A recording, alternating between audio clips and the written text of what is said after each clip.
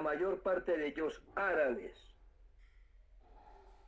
con tradiciones árabes, con religión árabe, con religión semita, como el resto de los árabes. Sobre esto existe poca claridad. A la humanidad se le ha confundido deliberadamente. Estos sefarditas en Egipto, en Marruecos, en Argelia, en Túnez, en Siria o en el Líbano, son árabes de religión judía. No hay una raza judía, como no hay una raza musulmana o como no hay una raza cristiana. Yo soy un cristiano de Colombia y tengo correligionarios míos en la China, donde hay 100 millones de cristianos chinos que no son mis compatriotas, pero sí son mis correligionarios. Los judíos de la China, los judíos de la India, los judíos de Polonia, no tienen una nacionalidad judía. El judío de Polonia es polaco, con religión judía. El judío de Rusia es ruso, con religión judía, como el cristiano de Rusia es un ruso con religión cristiana. Como el cristiano alemán es un alemán de religión cristiana. Como yo, cristiano de Colombia, descendiente de padres árabes sirios, soy colombiano. No hay una nacionalidad cristiana. Se nos ha metido el cuento de que Dios les prometió a los judíos a Palestina como su patria. Pero ¿cuál Dios? ¿El nuestro? ¿El de los cristianos? ¿Cuál Dios? ¿El de los musulmanes? No, Yahvé. Pero Yahvé les dice a los que salen de Egipto encabezados por Moisés que hay una tierra donde fluyen ríos de leche y miel, la Palestina de hoy, habitada, con sus nativos, hoy con 6.000 años de historia, habitada por los filisteos. Y Dios les está ofreciendo a las huestes de Moisés una tierra habitada por los filisteos. La palabra Palestina en árabe es Filistín, y son filisteos los hijos de Filistín. Y los que llegan a Palestina en la época de Moisés, 1500 años antes de Cristo, son egipcios, que los saca Moisés, que no era judío cuando sale de Egipto, hermano medio del príncipe Ramsés, que se convirtió después en gobernante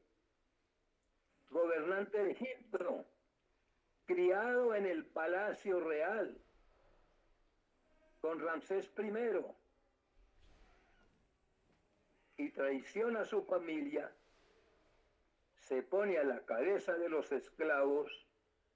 Hoy ponen en duda los historiadores científicos modernos que en la época egipcia, en la época faraónica, hubo esclavitud, y salen ellos sin ser judíos. Y la religión se la inventa Moisés en el Sinaí. Entonces, los habitantes del Medio Oriente son semitas.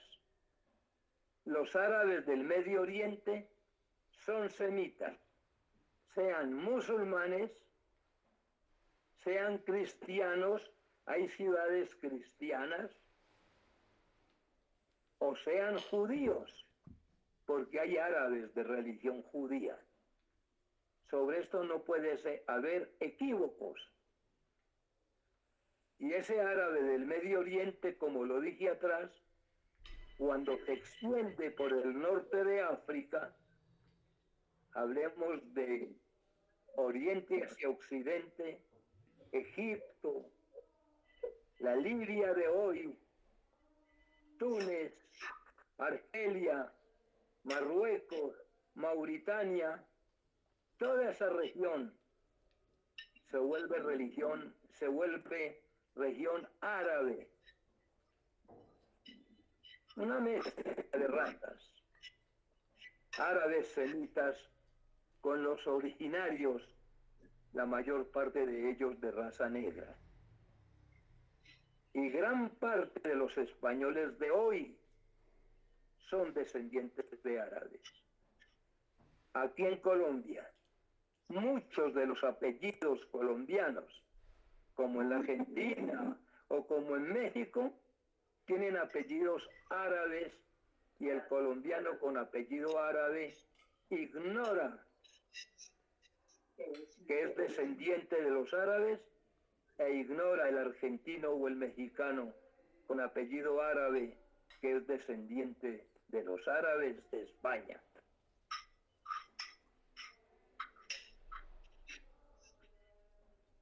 Sobre el particular habría mucho que decir.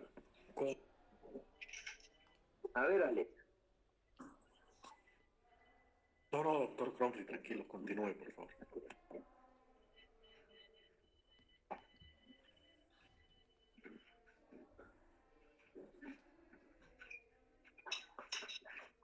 Bueno, entonces, está claro que es ser semita. Está claro que semitas son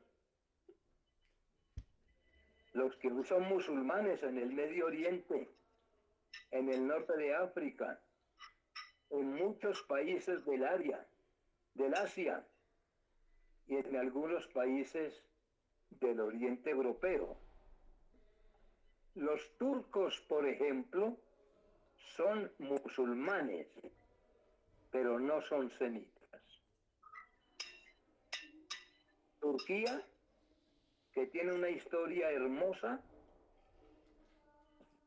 entra a ser turca cuando en 1453 llegan a Turquía, que no era Turquía, era Bizancio.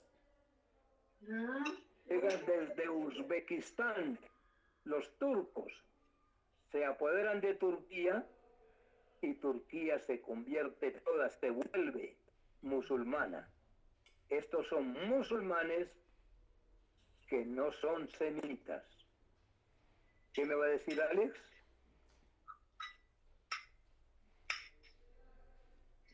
No, pero Bueno, Eduardo, maravillosa explicación.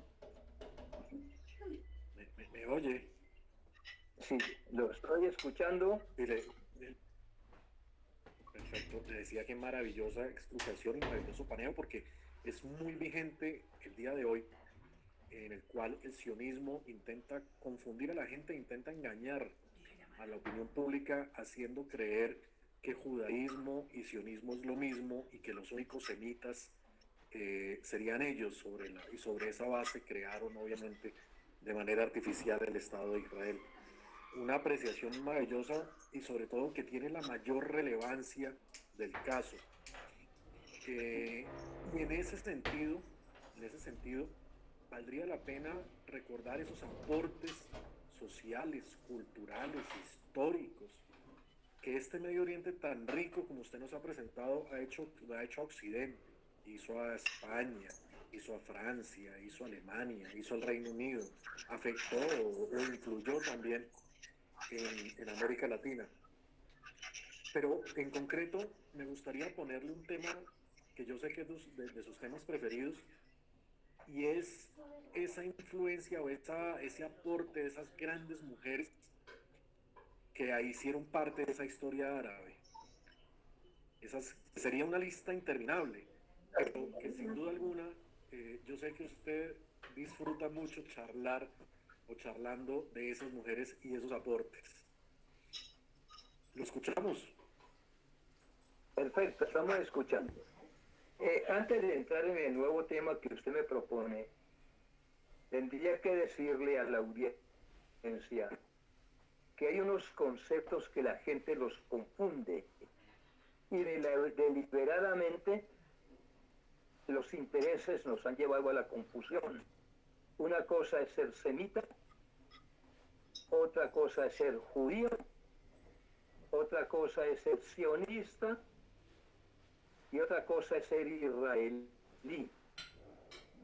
Y sobre eso podríamos hacer una exposición explicatoria que nos llevaría un tiempo largo.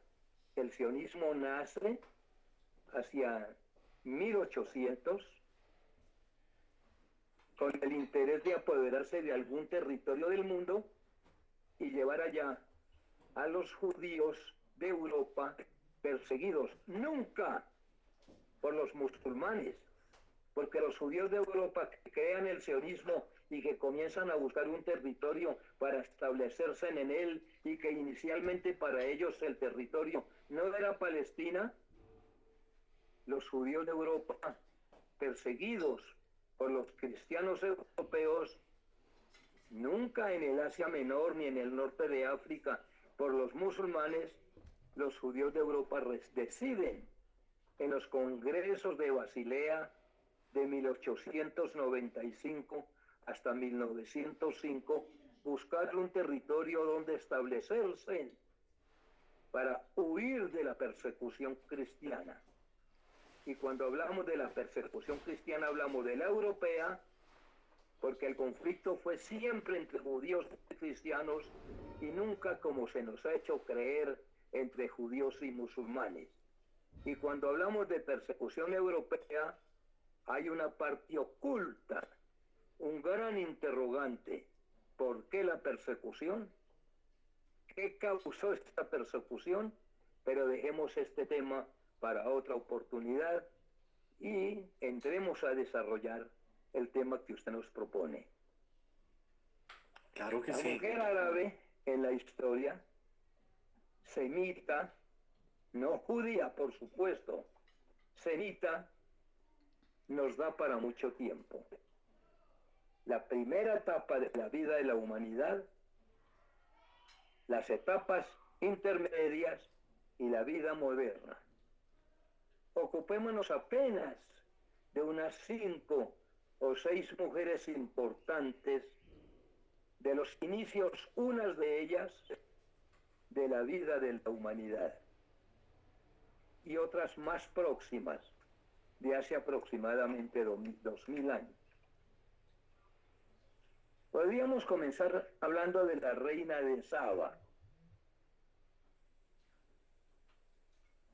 La reina de Saba era una semita hermosa, muy inteligente, gobernante ella de un imperio muy importante en la antigüedad, en lo que es el Yemen de nuestros días, que algunos consideran el origen del mundo árabe. La reina de Saba, coetánea del rey Salomón, que gobernaba en Jerusalén después de que los judíos procedentes de Egipto se apoderan de Palestina, viene a Jerusalén a proponerle a Salomón algunos pactos comerciales, militares, económicos. El rey Salomón se prenda de ella, cae en sus brazos. Era una mujer hermosa y sugestiva, y ella motivó el cantar de los cantares que encontramos en el texto bíblico, primer testamento, del rey Salomón, cantándole al amor, cantándole a la belleza y cantándole a la vida. Tendríamos tiempo largo para hablar de la reina de Saba. En segundo lugar, podemos mencionar a Dido,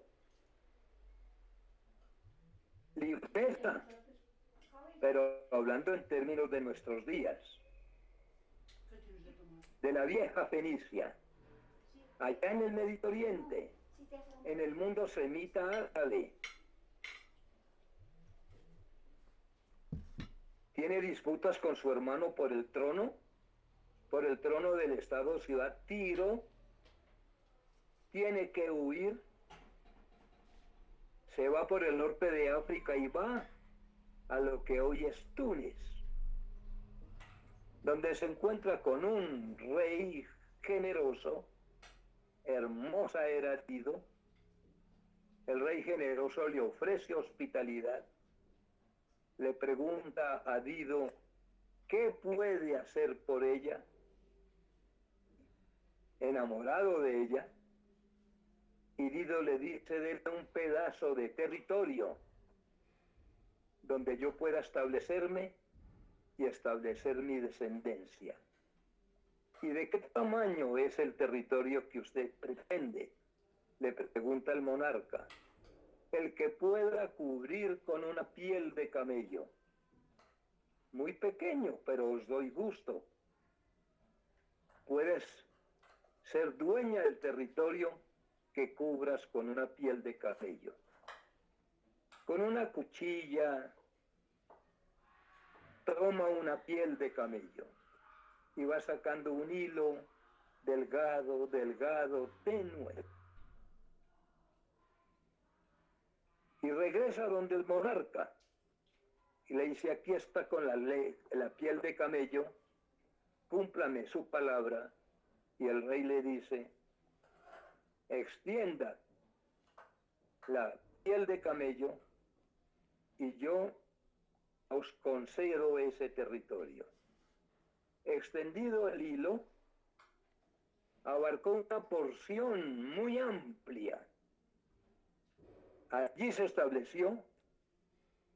Dido fundó su imperio y es el famoso imperio cartaginés, el que se llamó Cartago, que puso a Roma en aprietos con los descendientes de Dido, Aníbal, Amílcar Barca, Asdrúbal, que llegaron hasta las puertas de Roma, apoderándose del norte de África, siendo reyes y señores de España y de Francia. Ella, Dido, le da origen a esa ciudad que fue tan importante, Cartago. Estuve yo en Túnez, quise ir a conocer las ruinas de Cartago en la salida, en las cercanías de la capital de Túnez, que se llama Túnez, y allí está lo que resta de la antigua Cartago. La historia de Dido nos da para mucho tiempo. Hablemos de Semíramis, también superficialmente, de manera muy rápida. En el Medio Oriente, y así comenzó la humanidad, el hombre que era sedentario comenzó a establecerse en pequeños estados-ciudades, cada pequeño estado-ciudad rodeado de una muralla y con un rey a la cabeza. Donde primero los estados-ciudades fueron unificados para formar un gran imperio, fue allí en la región del Medio Oriente. Asurbanipal comienza a unir varios estados-ciudades, lo sigue Sargón y forma un gran imperio que va desde la parte oriental de la Turquía contemporánea, sobre los ríos Éufrates y Tigris, todo el Medio Oriente, sobre la costa oriental del Mediterráneo y Egipto. De generación en generación viene Semíramis a gobernar ese gran imperio creado por Sargón. Semíramis era una mujer que conocía varios idiomas. Era una intelectual, una extraordinaria guerrera. Extendió el imperio, fue hasta Irán, la antigua Persia, y por el norte de África, todo el Medio Oriente que hacía parte del imperio asiria, todo el norte de África, desde Egipto hasta Túnez, con Semíramis, entró a ser parte del imperio asirio. Fue una gran gobernante, completamente desconocida su historia en el mundo occidental. Podemos seguir ya con Zenobia, ya en la época del Imperio Romano, mucho más acá de la historia, hace 2000 años. Los romanos llegan al Medio Oriente, lo dominan, lo conquistan. 50 años antes de Cristo van copando lo que hoy es Turquía, el Irak, Siria, el Líbano, Palestina, y encuentran una mujer que se les enfrenta. Una mujer extraordinaria, Zenobia, que gobernaba en Palmira, conocida entre los árabes con el nombre de Tudmor. Conocí las ruinas de Palmira y me di cuenta qué ciudad tan importante fue en la época de Zenobia. Zenobia guerró contra los romanos para impedir que penetraran a su territorio durante 5 años. Al emperador Aureliano lo puso fuera, no lo dejó penetrar hasta cuando algún día, producto de una traición, Zenobia cayó en manos de Aureliano. Zenobia era una mujer culta, también con la fama de ser muy hermosa, una reina filósofa, que dominaba las matemáticas, que dominaba la geometría, la física y adentrada en el mundo de la astrología y de la alquimia. También la historia de Zenobia nos da para rato largo. Casi coetánea de Zenobia fue Cleopatra. Cleopatra, gobernante del imperio egipcio desde Alejandría. Algunos me dirán que no era árabe y tienen alguna razón en parte. Zenobia era descendiente de los Ptolomeos que entraron al Medio Oriente con Alejandro el Grande, con Alejandro Magno. Pero después de 400 años de gobierno ptolomeo, ella tenía cruce con los árabes semitas y cayeron en sus brazos César el Grande, Marco Antonio, a quienes se les enfrentó con éxito primitivo, pero ante los cuales sucumbió ante el poderío tan extraordinario de los romanos.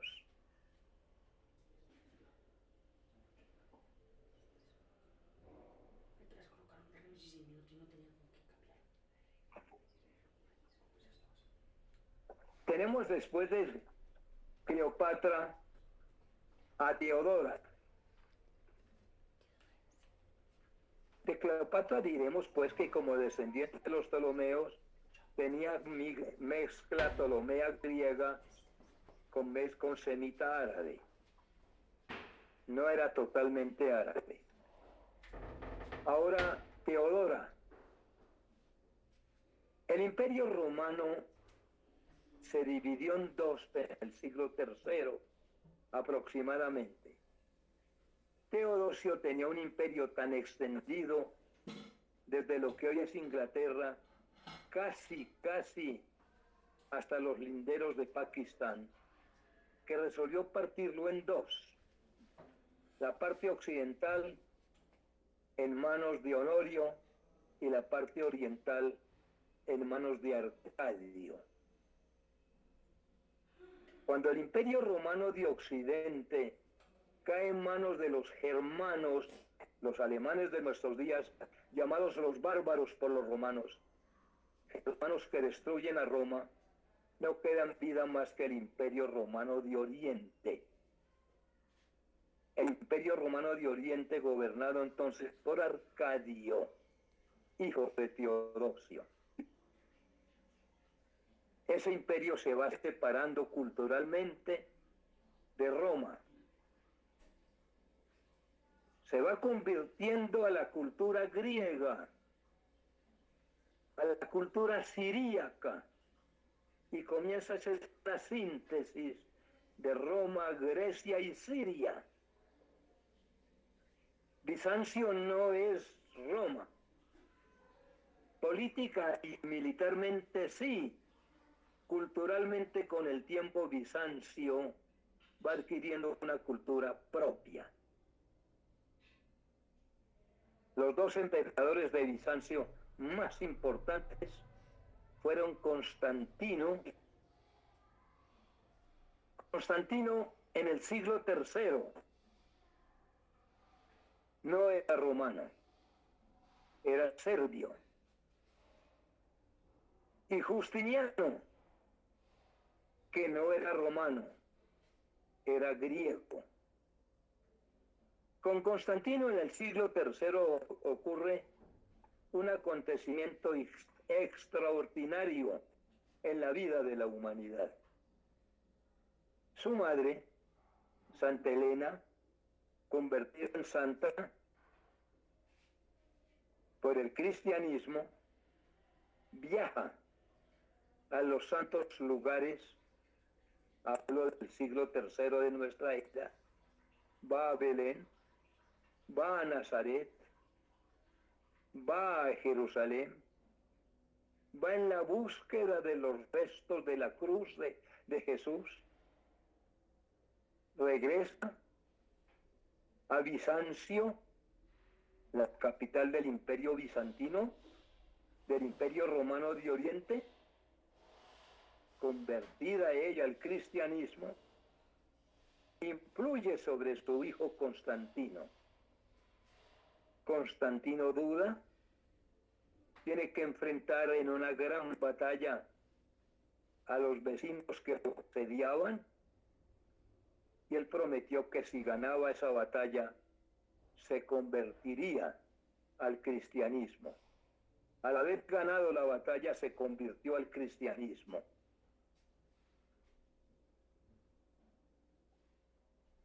Bizancio, Roma, pasó a ser cristiana, pero no es Constantino el hombre de mi tema, sino Teodora.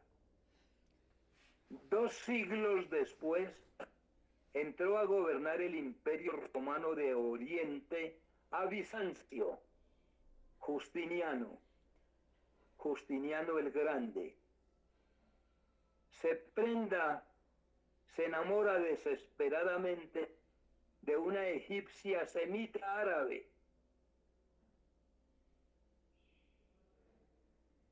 De Teodora. Algunos historiadores occidentales la presentan como dueña de una vida liviana en los principios de su quehacer histórico. Justiniano se enamora de Teodora, la convierte en su esposa, la lleva a Bizancio. Justiniano era un poco débil. Abusando del poder, hubo un momento en que contra él hubo un levantamiento de los mismos bizantinos que lo presionaban a huir, y él se aprestaba a salir en huida de Bizancio. Y Teodora, con el acompañamiento de Belisario, del general Belisario, apabulla a los alzados contra Justiniano. Se convierte en una heroína, y de aquí en adelante ella era la gobernante más que su esposo Justiniano. Pero para nosotros, los occidentales, Teodora es muy importante. Los romanos creaban derecho para cada una de las regiones que conquistaban, colonizaban y dominaban. El derecho romano era un derecho disperso. Y Teodora con Justiniano resuelven unificar el derecho romano. Y cogen a los grandes romanistas de la historia. Sirios. Claro, hacían parte del imperio de Bizancio. Sirios semitas. Y llaman Justiniano y Teodora a estos juristas sirios semitas para que unifiquen, para que recreen el derecho romano, para que escriban un derecho romano universal.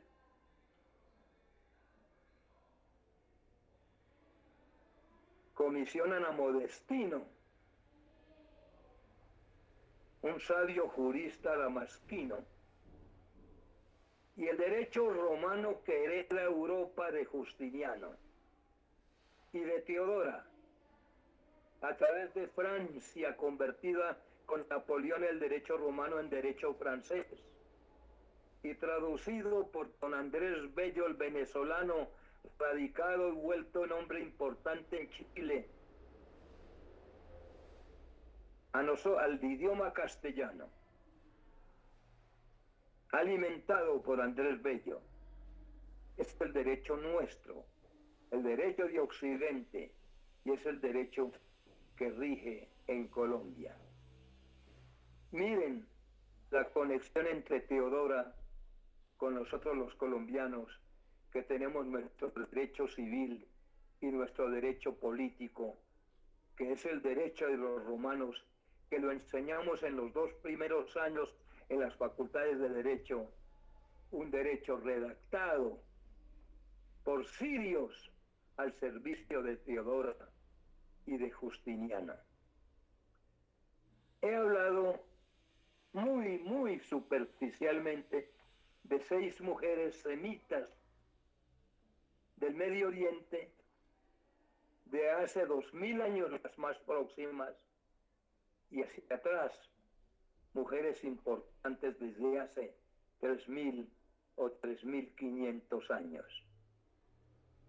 Podríamos entrar a otra etapa, pero sería para otra charla, porque el tiempo agobia. Mujeres importantes del mundo árabe semita. Cuando digo semita, repito, no estoy diciendo judío. Repito, los árabes son semitas. Hablando de las mujeres importantes del mundo árabe semita, tendríamos una lista larga para llegar a mujeres importantes de nuestra vida contemporánea, completamente ignoradas en el mundo occidental.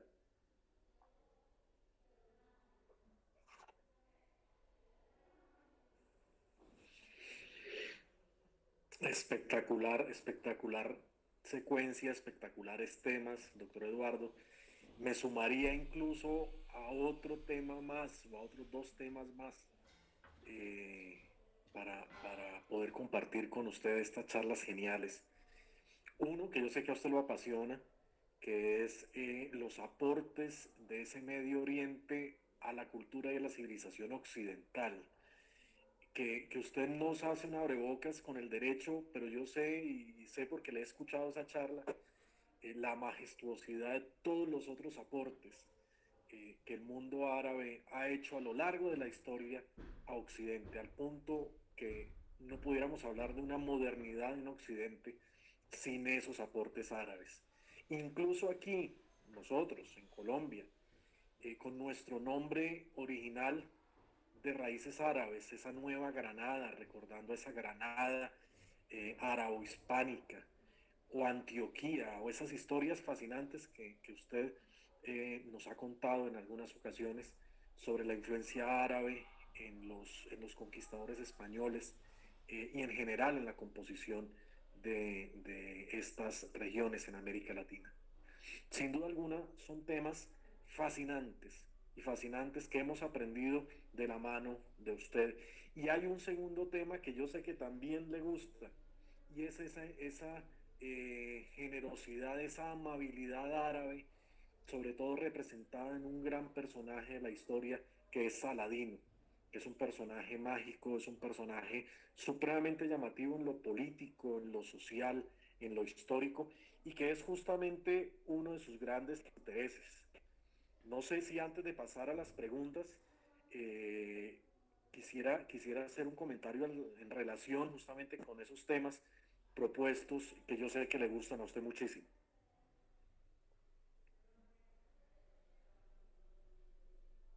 Estoy listo, Alex, para colaborar con usted. El verdadero conocedor y se ha convertido en mi verdadero maestro de estos grandes, de estos temas es usted. Yo lo admiro, lo estimo mucho y sobre todo la nobleza con que usted se ha entregado a la causa de Palestina y al conocimiento del problema palestino-israelí que usted lo domina y al conocimiento del mundo árabe del cual usted es un estudioso muy profundo. Dígame cuándo hacemos una conferencia sobre Saladino o sobre la cultura primigenia de la humanidad que se da en el Medio Oriente y los aportes de esa cultura al mundo occidental. El Renacimiento no hubiera sido posible sin los grandes sabios, sin los genios árabes ignorados en el mundo occidental, anteriores a los genios florentinos y a los padres del Renacimiento del siglo XV en adelante. Sin duda alguna la tenemos que programar, Eduardo. Muchísimas gracias por sus palabras tan generosas, justamente, y déjeme decirle que yo siempre seré un alumno suyo, eternamente. Vamos a abrir, si te parece, una ronda de preguntas, si quieren, por el chat la mayoría, para podérselas transmitir al doctor Eduardo. Sin embargo, hay una persona que está levantando la mano, aunque la mayoría de las preguntas las podríamos por vía chat, pero hay una persona que está levantando la mano.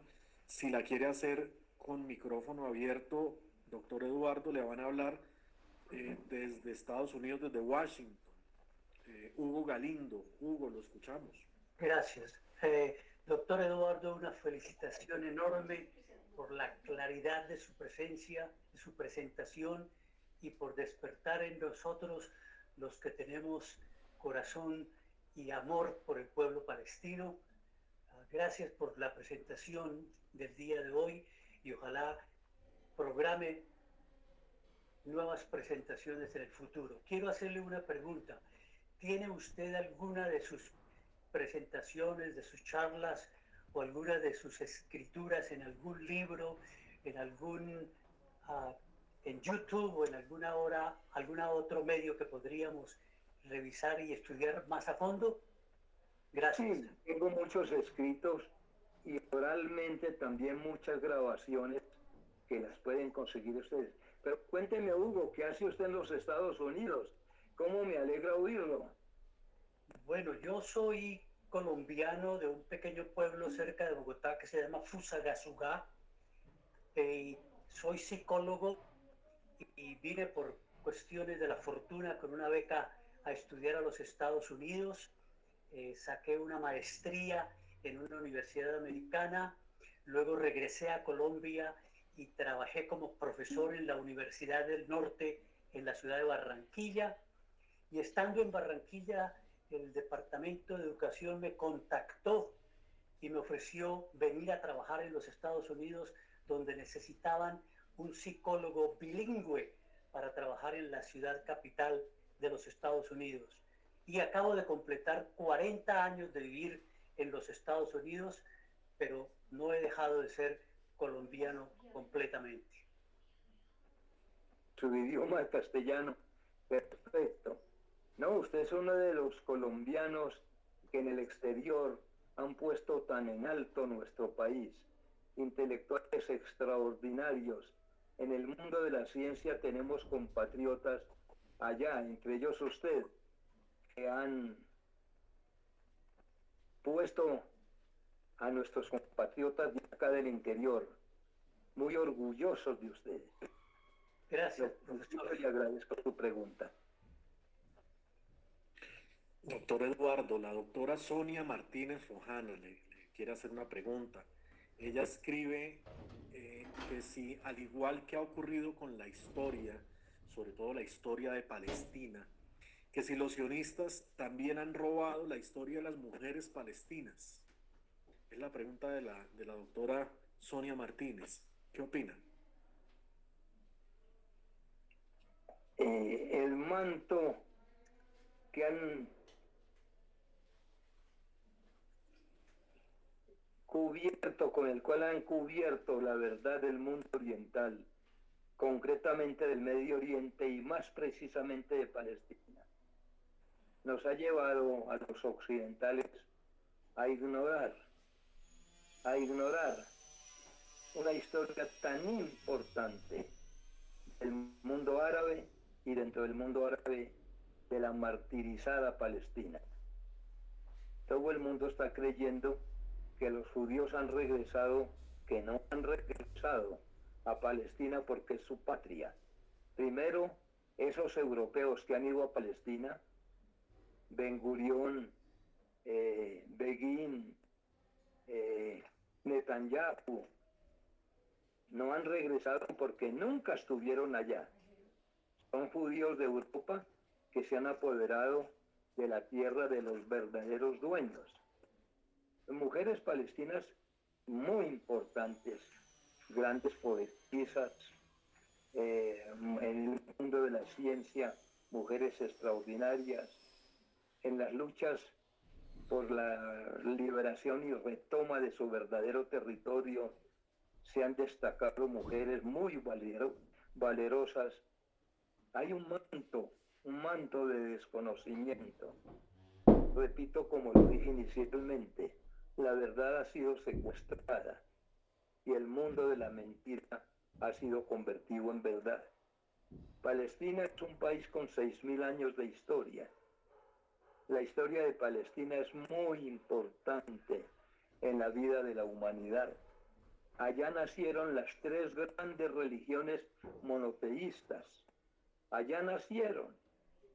Allá nació la religión de Moisés. No era un palestino, viene de Egipto, pero allá nació la religión de Moisés, la religión judía. Allá nació la religión cristiana, allá con Jesús, que era de Belén, que predicó en Nazaret y que predicó en Jerusalén. Y allá nació la religión musulmana. Mire lo que le ha dado a la humanidad palestina solamente desde el punto de vista religioso. En cuanto al mundo del pensamiento, grandes humanistas, eso es tema para otra oportunidad.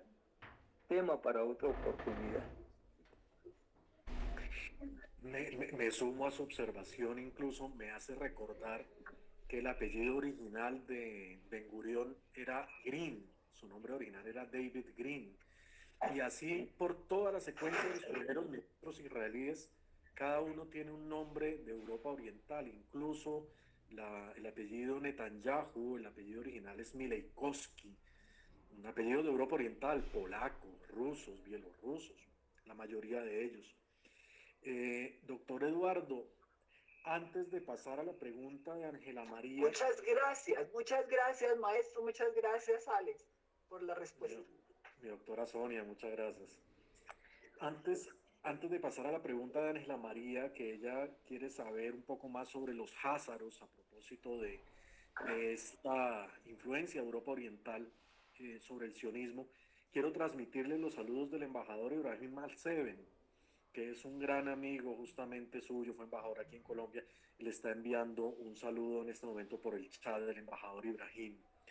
Y le repito la pregunta de Ángela María, y ella quiere saber sobre los házaros y su relación con el sionismo, justamente. O bueno, no solamente con el sionismo, sino con esa influencia o esa conversión de los europeos al judaísmo. Se habla de las 12 en el Viejo Testamento, de las 12 tribus de Israel, que son los que prácticamente se apoderan de Palestina hace 3.500 años, 12 tribus, y comienzan a extender un poco su influencia religiosa y llegan hasta lo que hoy es Rusia, a Crimea.